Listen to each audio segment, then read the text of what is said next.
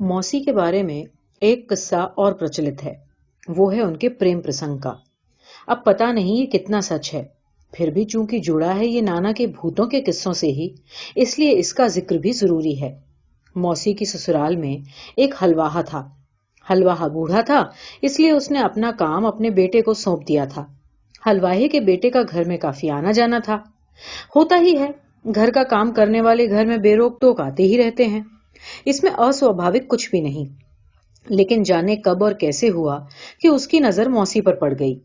मौसी सुंदर तो थी ही, और घर में दुखी भी। औरत सुंदर हो और दुखी हो तो दुनिया की उस पर बुरी नजर रहती ही है। हालांकि ये कोई नियम तो नहीं। वैसे नियम तो किसी भी चीज का नहीं होता, जैसे कहानी का कोई नियम नहीं। इसीलिए औरत सुंदर न भी हो और सिर्फ औरत ही हो तो भी दुनिया की बुरी नजर उस पर रहती है। लेकिन यहाँ मौसी सुंदर भी थी और दुखी भी। हलवाहे की नजर उन पर पड़ी तो उसका घर में आना जाना बढ़ गया।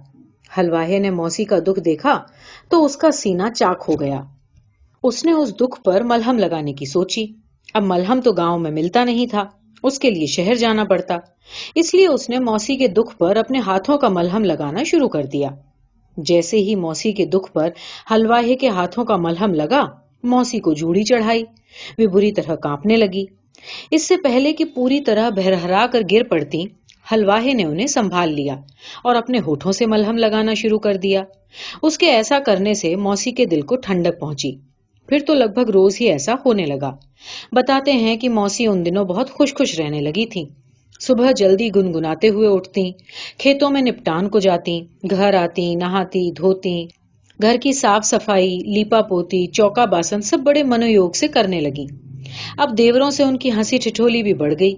फिर एक दिन खबर आई कि मौसी ने आत्महत्या कर ली। अब ये आत्महत्या थी या हत्या, ये आज तक रहस्य है। क्योंकि उस दिन मौसा शहर सुल्तानपुर गए थे कोर्ट कचहरी के काम से। जिस दिन मौसा शहर सुल्तानपुर में थे, ठीक उसी दिन मौसी ने भी आत्महत्या की थी। ये घटना आज तक इसलिए भी रहस्य बनी हुई है कि मौसी की देह का पोस्टमार्टम नहीं कराया गया और रातों रात उन्हें फूंक दिया गया। अब ये तो भगवान ही जाने कि ये सब कैसे और क्यों हुआ। लेकिन हाँ, एक बात मैं जानता हूं कि मौसा मौसी को चाहते बहुत थे। फिर इसका प्रमाण ये भी है कि मौसी की मौत के बाद मौसा ने फिर शादी नहीं की। कई दिनों तक वो दुनिया जहान से बेपरवाह रहे, फिर धीरे धीरे इस दुनिया में लौटे। मैं जब भी मौसी की हत्या या आत्महत्या की बात याद करता हूँ तो मुझे मोजे में भेजे गए पैसों की बेतरह याद आती है, जो आड़े वक्त मेरे बहुत काम आए थे। बहुत बाद में शहर में मौसा ने एक दिन मेरे साथ शराब पी थी और मौसी को लेकर बहुत दुखी हुए। हम छत पर बैठे पी रहे थे। मैं मौसी और अपने बचपन की बात कर रहा था। मैंने जानबूझकर मोजे वाला किस्सा उनसे छुपा रखा था। लेकिन मौसा की आंखें गीली थीं और वो पश्चाताप में डूबे हुए थे। खैर, नाना के घर में मामी की 3 लड़कियां थीं और तीनों से मुझे प्यार था। उम्र में तीनों मुझसे बड़ी थीं। मुझे सबसे बड़ी वाली ज्योति ज्यादा अच्छी लगती, लेकिन जान सबसे छोटी वाली मीनू मुझ पर देती थी। सबसे बड़ी वाली ज्योति की उम्र रही होगी 17-18 साल और सबसे छोटी मीनू 13-14 साल की थी। मैं भी रहा होऊंगा 8-10 साल का। हम लोग रोज सुबह स्कूल पढ़ने और गोरू चराने जाते। हमारा गोरू चराना और स्कूल पढ़ना एक साथ होता था। और स्कूल भी क्या था, एक खंडहर, 2-3 कमरों का एक टूटा फूटा खंडहर, जिसमें अक्सर रात में गांव के बच्चे टट्टी पेशाब कर जाते और सुबह हम ही लोगों को फावड़े से उसे साफ करना पड़ता। इस स्कूली खंडहरों में न तो दरवाजे थे न खिड़कियों पर जालियां, और बरसात में तो छत भी टपकती थी। स्कूल में मात्र 2 अध्यापक थे, जिन्हें हम पंडित जी कहकर पुकारते थे। हालांकि उनमें से एक तो जाति का पासी था, लेकिन हमारे लिए तो हर अध्यापक पंडित जी था। दोनों अध्यापक बारी बारी से स्कूल आते। कक्षा 1 से 8 तक की जिम्मेदारी इन्हीं 2 अध्यापकों के भरोसे थी। स्कूल एक ऐसी जगह था जिसके चारों ओर बड़े बड़े टीले और गड्ढे थे। जंगल था और झाड़ियां ऐसी कि जिनमें हाथी भी छिप जाए तो पता न चले। अक्सर तो हम लोग स्कूल के बाहर खड़े आम के पेड़ के नीचे ही पढ़ते थे। हमारी एक नजर स्कूल की पढ़ाई पर रहती और दूसरी अपने अपने गोरुओं पर। बड़े पंडित जी बड़े कड़क स्वभाव के थे। अक्सर छोटी छोटी बातों पर बच्चों को इतना पीटते कि शरीर पर नील के निशान पड़ जाते। स्कूल में सबसे जरूरी काम हाजिरी रजिस्टर में अपनी हाजिरी दर्ज करवाना होता था। इसके बाद पढ़ाते पढ़ाते पंडित जी अक्सर सो जाते और हम जंगल में रफू चक्कर। मामी की बड़ी वाली लड़की ज्योति स्कूल में पढ़ती नहीं थी। वो हमारे साथ सिर्फ गोरू चराने आती और अक्सर हमारे साथ स्कूल में बैठी रहती। 17-18 साल की उम्र थी उसकी। शादी तय हो गई थी। हम लोग आस पास के खेतों से चना चबैना चुरा लेते और टीले पर बैठकर आराम से खाते। गोमती के किनारे का बड़ा ही बंजर सा इलाका था वो, जहां आसपास कोई नहीं आता था। 12-13 साल की उम्र थी मेरी उन दिनों। और तब भी मैं आज ही की तरह हरदम बेचैन और परेशान रहा करता था। अक्सर टीलों के एकांत में जाकर जोर जोर से चीखता और चिल्लाता और रोता था। माँ आसपास थी नहीं तब। मुझे माँ की बहुत याद आती।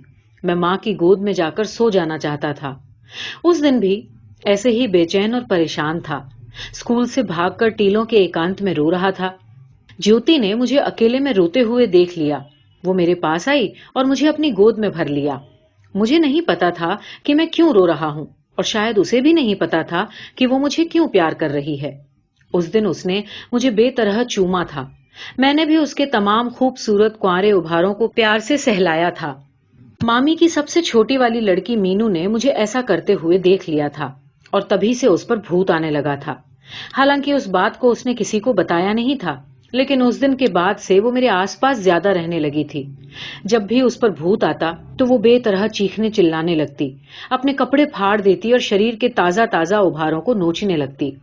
एक दिन मैंने देखा कि घर की कच्ची भीत पर खड़िया से उसने अपने नाम के साथ मेरा नाम भी लिख रखा है। मैंने ही नहीं, गांव के और भी बच्चों ने उसकी यह हरकत देखी थी और मुझे सब उसका नाम ले लेकर चिढ़ाने लगे थे। हालांकि ये भी बात की है। उससे पहले एक दिन रात में मैं खा पीकर नाना के साथ मचान पर सोने जा रहा था। अंधेरे रास्ते में वो किसी भूतनी की तरह मुझे मिल गई।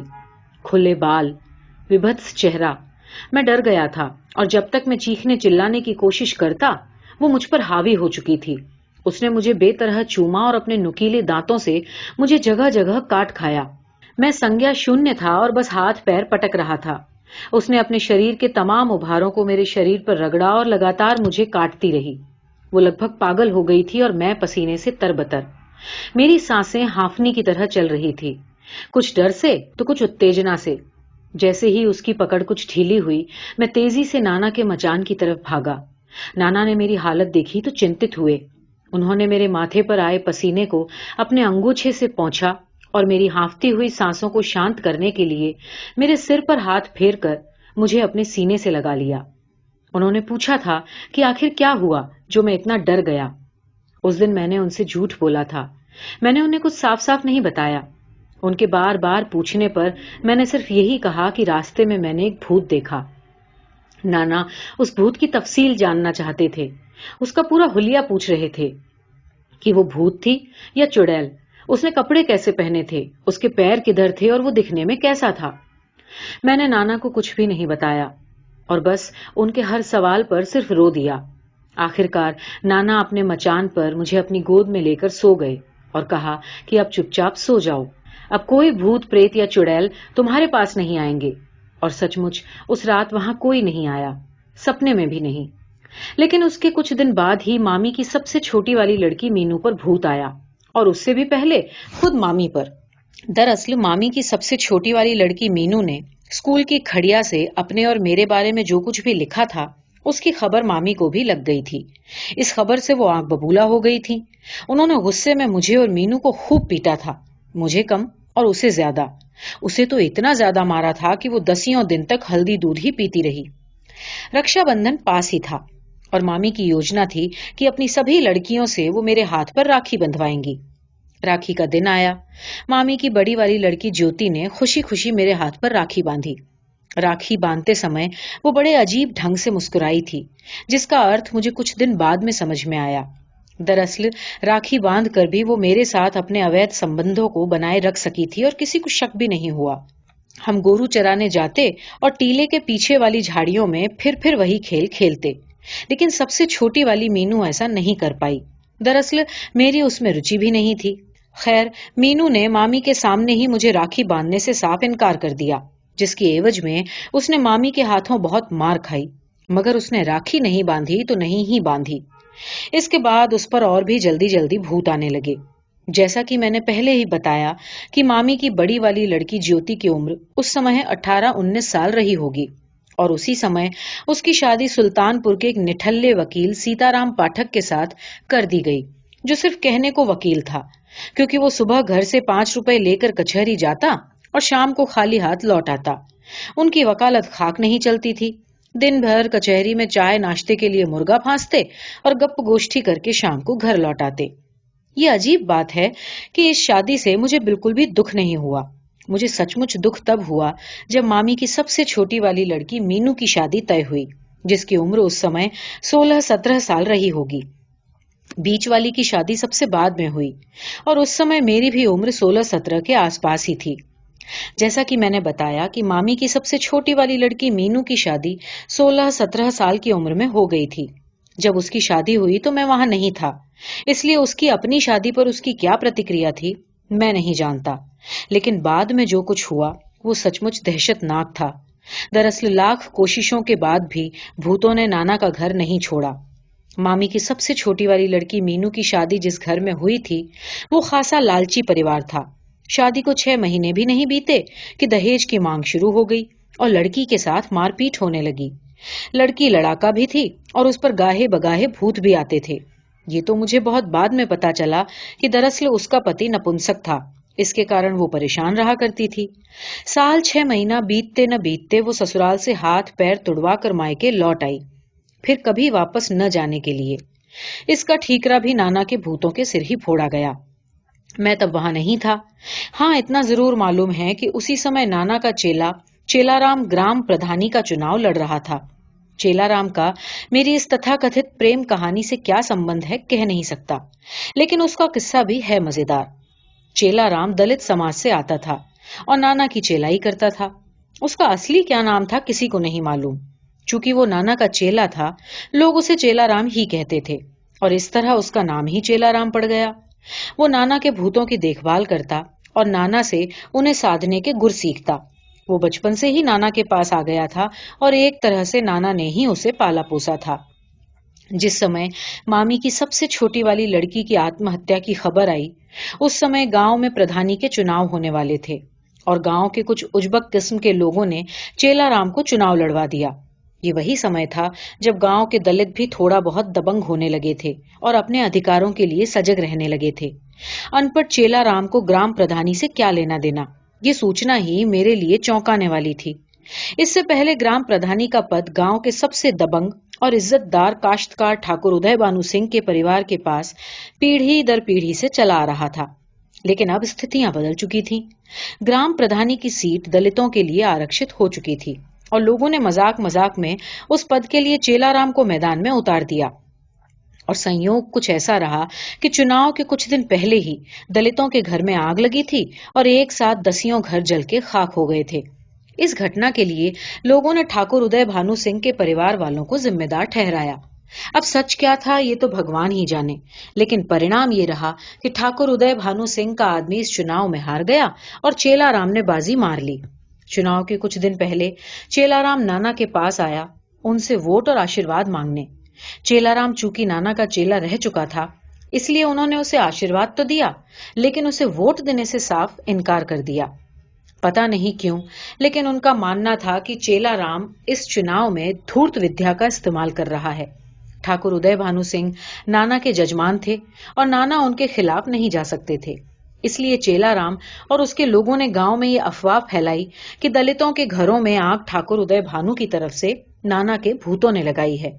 चूंकि चेलाराम नाना का चेला था और उन भूतों के बारे में सब कुछ जानता था, इसलिए उसने इस अफवाह की पुष्टि भी कर दी। दावा किया गया था कि इन बदमाश भूतों को सिर्फ चेलाराम ही निपट सकता है, इसलिए सबने मिलकर चेलाराम को वोट दिया। बताते हैं कि चुनाव से ठीक पहले चेलाराम ने इस सिलसिले में कोई गुप्त अनुष्ठान भी किया था। भूत अब सवर्णों के पाले से दलितों के पाले में चले गए थे। चेलाराम चुनाव जीत गया था। इसके कुछ ही दिन बाद नाना की मृत्यु हो गई और ये माना गया कि चेलाराम का अनुष्ठान सफल रहा। ये सोचकर आज भी आश्चर्य होता है कि एक जमाने का पगला चेलाराम कैसे अपनी धूर्त विद्या में माहिर होता गया और एक एक कर सफलता की सीढ़ियां चढ़ता गया। बाद के दिनों में उसकी सफलता और कारनामों की कहानी तो और भी रोमांचक है। ये चेलाराम के विधायकी का चुनाव लड़ने और जीतने से पहले का किस्सा है। देश भर में राम लहर आई हुई थी और जगह जगह से कार सेवकों का जत्था बाबरी मस्जिद को गिराने और राम मंदिर को बनाने अयोध्या की ओर कूच कर रहा था। मामी की सबसे छोटी वाली लड़की मीनू पर इन दिनों भूतों का आना बढ़ गया था, जिसका इलाज अब सिर्फ चेलाराम के पास था। चेलाराम चूंकि नाना का चेला था और एक तरह से घर का ही आदमी था, इसलिए बेर कुबेर कभी भी उसका घर आना जाना लगा रहता। इन्हीं दिनों मीनू के साथ उसकी निकटता बढ़ रही थी। उधर राम मंदिर आंदोलन जोर पकड़ रहा था, इधर मीनू पर आने वाले भूतों की आक्रामकता भी कम हो रही थी। लग रहा था कि घर में अब सुख चैन आने ही वाला है। नाना की मौत के बाद चेलाराम पर मामी की निर्भरता भी बढ़ गई थी। हालांकि खेती बाड़ी के तमाम काम तो मामी के बड़े दामाद सीताराम पाठक ही करवाया करते थे, मगर गांव में चूंकि वे हमेशा रह नहीं सकते थे, इसलिए वो सारी जिम्मेदारी भी चेलाराम के ऊपर आ गई थी। घर में मीनू और चेलाराम की नजदीकियां इतनी बढ़ गई थी कि गांव में उन्हें लेकर अब कानाफूसी शुरू हो गई थी। लेकिन चूंकि चेलाराम का दबदबा बहुत था, इसलिए खुलकर कोई उसके बारे में कुछ बोल नहीं पाता था। मामी ने भी एक तरह से आंख कान बंद कर लिए थे, जाने किस लालच या स्वार्थ में। सब कुछ ऐसे ही चल रहा था कि एक दिन घर में भूचाल आ गया। मामी सुबह सुबह उठी तो पाया कि घर में मीनू नहीं है। सोचा कि दिशा फरागत को गई होगी, सो चुप मारकर बैठी रही। लेकिन जब काफी देर हो गई तो उन्हें चिंता हुई। सोचा कि कुएं पर नहाने गई होंगी, लेकिन वहां जाने पर जब वो ना मिली तो मामी परेशान हो गई। फिर सोचा शायद नहा धोकर पूजा के लिए मंदिर गई हो, लेकिन मीनू थी कि मंदिर पर भी नहीं मिली। अब मामी को रोना आने लगा। उन्होंने पूरा गांव खेत खलिहान खोज मारा, लेकिन मीनू फिर भी नहीं मिली। गांव में मीनू की जितनी भी सखी सहेलियां थीं, किसी को भी मीनू के बारे में कोई खबर नहीं थी। मामी का माथा ठनका। घर आकर नाना की तिजोरी और अपना बक्सा खंगाला, पाया कि घर से 3,000 रुपए, कुछ गहने और कपड़े लत्ते गायब हैं। साफ था कि मीनू घर से भाग गई थी। मामी अब असहाय हो गई थीं और धाड़े मार मार कर रो रही थीं। लड़की नाक कटाकर घर से भाग गई है, इस बात की खबर दोपहर होते होते पूरे गांव में फैल गई। इस समय तक मामी के मुंह में पानी की बूंद तक नहीं गई थी और वो बेहाल थी। मामी बार बार एक ही बात कहती थी कि चेलवा को बुलाओ, लेकिन चेला राम का कहीं अता पता नहीं था। गांव के ही किसी आदमी ने सुल्तानपुर जाकर मामी के बड़े दामाद सीताराम पाठक को मीनू के गायब होने की खबर दी थी और शाम होते होते वो भी गांव आ गए थे। पाठक जी ने अपने अपने स्तर पर आस पास के गांव में मीनू और चेलाराम की खोज खबर की, लेकिन कहीं कुछ पता नहीं चला। अगले दिन एक इक्के वाले ने बताया कि एक दिन पहले उसने सुबह भर अंधियारे चेलाराम को एक लड़की के साथ कादीपुर की तरफ जाते देखा था। अब वो चेलाराम को तो जानता नहीं था, सिर्फ उसका हुलिया जानता था और उसकी गतिविधियां उसे संदिग्ध लगी थी। अब पाठक जी को पक्का यकीन हो गया कि हो न हो मीनू को चेलाराम ने ही अगवा किया है। पाठक जी ने इसकी रपट कादीपुर जाकर पुलिस थाने में लिखवाई, लेकिन पुलिस चेलाराम को प्रधान जी के रूप में जानती थी और उन्हें यकीन नहीं हो रहा था कि इस काम में प्रधान जी का कोई हाथ हो सकता है। शुरू में 2-4 दिन तक पुलिस ने कोई कार्यवाही की नहीं और मामले को लगातार टालती रही। लेकिन 4 दिन बाद जब पाठक जी पुलिस के बड़े अफसरों के पास फरियाद लेकर गए और लगभग थाने पर धरना ही दे दिया, तो पुलिस थोड़ा हरकत में आई। हालांकि प्रधान जी के खिलाफ तब भी कोई मामला दर्ज नहीं किया गया। हुआ सिर्फ ये कि गांव से चेलाराम के 2-3 दलित साथी उठा लिए गए, जो मीनू के गायब होने की रात चेलाराम के साथ मटर गश्ती कर रहे थे। उनसे भी मीनू के बारे में कोई खास जानकारी नहीं मिली। सिर्फ इतना पता चला कि प्रधान जी राम काज से लखनऊ गए हैं, वहां से कार सेवकों का जत्था लेकर अयोध्या जी जाएंगे। प्रधान जी लखनऊ तो गए थे, लेकिन रामकाज से नहीं। 4 महीने बाद जब सीताराम पाठक के निजी प्रयासों से मीनू फैजाबाद के किराए के घर से बरामद की गई और उसने जो बयान दिए उसके अनुसार पहले चेलाराम उसे लेकर शुरू के 2-4 दिन सुल्तानपुर के ही एक घर में रुका था। चेलाराम ने उससे शादी का वादा किया, इसलिए वो उसके साथ रुपए और जेवर लेकर भागी थी। सुल्तानपुर में चेलाराम को उसके 2-3 साथी और मिल गए थे। सबने मिलकर उसके साथ 4 दिन तक बलात्कार किया और फिर उसे लेकर लखनऊ चले आए। लखनऊ में उनकी मुलाकात एक बड़े नेता से हुई, जो उन दिनों परम राम भक्त और हिंदुत्व के फायर ब्रांड नेता माने जाते थे। नेताजी भी उसी पिछड़ी जाति से संबंधित थे जिससे चेलाराम।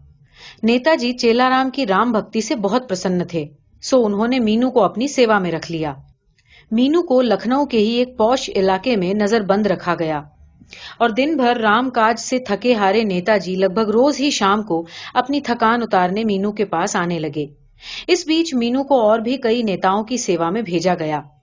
मीनू इन सब के सामने खूब रोई गिड़गिड़ाई और खुद को चेलाराम के चंगुल से छुड़ाकर घर भिजवाने की गुहार लगाई, लेकिन किसी ने उसकी बात पर ध्यान नहीं दिया।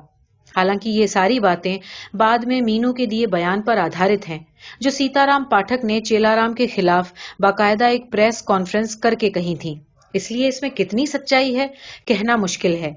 बहरहाल चेलाराम इस बीच राम काज में लगा रहा और महीने भर बाद मीनू को लेकर फैजाबाद चला आया। फैजाबाद में भी उसने किराए के मकान में उसे नजरबंद रखा। इधर सीताराम पाठक के प्रयासों से पुलिस पर भी दबाव बढ़ने लगा। पुलिस ने प्रधान चेलाराम को फरार घोषित कर दिया। अयोध्या में बाबरी मस्जिद टूट गई और पूरे देश में खून की होली खेली जा रही थी। फैजाबाद में मीनू की देखरेख के लिए एक महाराजन थी, जो हिंदू हृदय सम्राट नेताजी की खास थी और उसका मुख्य काम यह था कि कैसे भी हो चिड़िया हाथ से जानी नहीं चाहिए। पता नहीं नेताजी के दिमाग में क्या चल रहा था, लेकिन इतना पक्का था कि मीनू उनके लिए बहुत काम की होने वाली थी। खैर, 2 महीने बाद चेलाराम की गांव वापसी हुई और पुलिस ने उसे तुरंत गिरफ्तार कर लिया।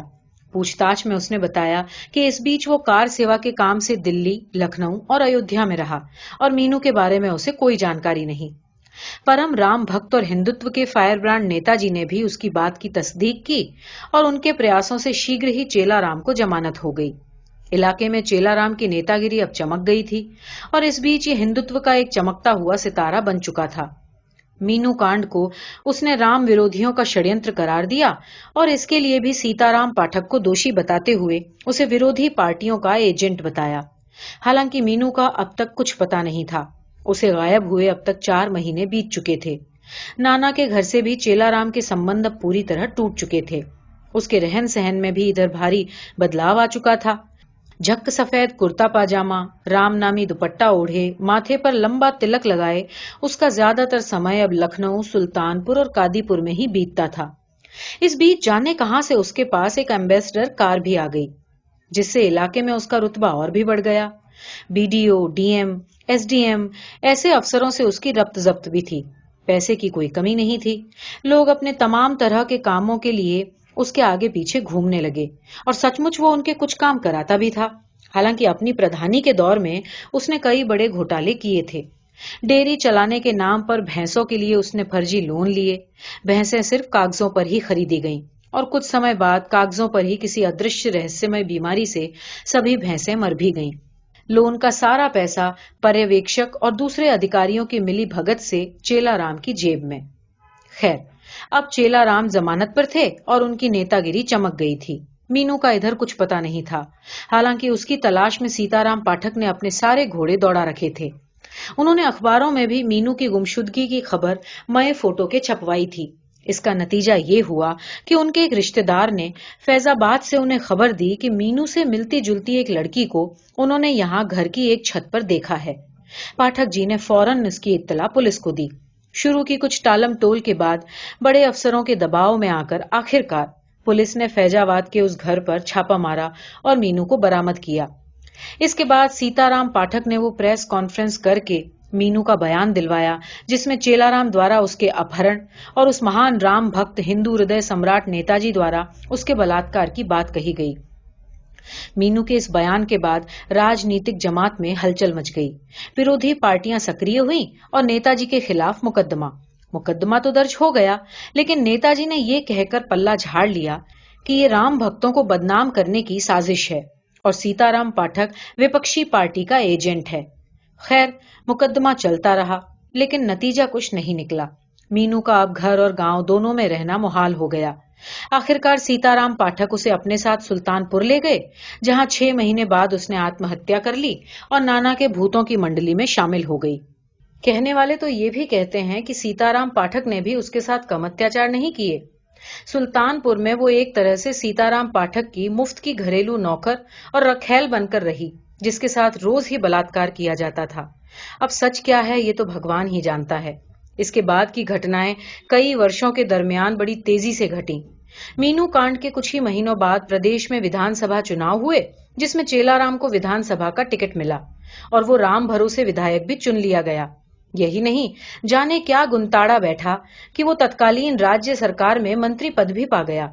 वे परम राम भक्त और हिंदू हृदय सम्राटी नेताजी, जिन पर मीनू के अपहरण और बलात्कार का आरोप था, बाद में पार्टी की केंद्रीय कार्यकारिणी में राष्ट्रीय उपाध्यक्ष बना दिए गए। ये अलग बात है कि बाद के दिनों में नेताजी और उनकी पार्टी राम का नाम भूल गई। राम के नाम में तो खैर चेलाराम की भी ज्यादा दिन तक समाई नहीं गई।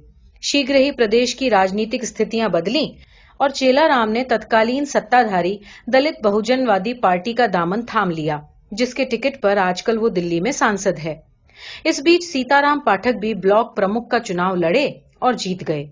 आजकल वे उसी पार्टी की तरफ से विधानसभा में जाने की तैयारी में हैं, जिसके नेता पर उन्होंने मीनू के अपहरण और बलात्कार का आरोप मढ़ा था। हाँ, 20 साल हो गए, लेकिन बलात्कार कांड का मुकदमा अब भी अदालतों में उलझा है। उसका कोई नतीजा नहीं निकला और शायद कभी निकले भी नहीं। 20 साल का अरसा लंबा होता है, लगता है जैसे पूरा एक युग बीत गया। इस बीच पूरी एक पीढ़ी जवान हो गई, मामी बूढ़ी और लगभग अंधी हो गई। सीताराम पाठक के बच्चे लखनऊ और दिल्ली में पढ़ने लगे। हाथ हाथ में मोबाइल और घर घर में कंप्यूटर और इंटरनेट आ गया। महानगरों में तो अब पड़ोसियों तक से बात फेसबुक और इंटरनेट के जरिए ही होती है। भोजन से लेकर सुलभ शौचालय तक की सारी सूचनाएं अब हमारी मुट्ठी के मोबाइल में समा गई हैं। लगता है कि नाना के भूतों ने भी गांव जवार के अपने डेरे छोड़कर इंटरनेट को अपना आशियाना बना लिया है। इस बात का प्रमाण मुझे तब मिला जब भूत.com की तरफ से हाल ही में मुझे एक ईमेल मिला, जिसमें लिखा था कि आजादी के आंदोलन के समय 1946-47 के आसपास देश के पूर्वी हिस्से से कुछ भूत छोड़े गए थे, जो अब पूरे देश में फैल गए हैं।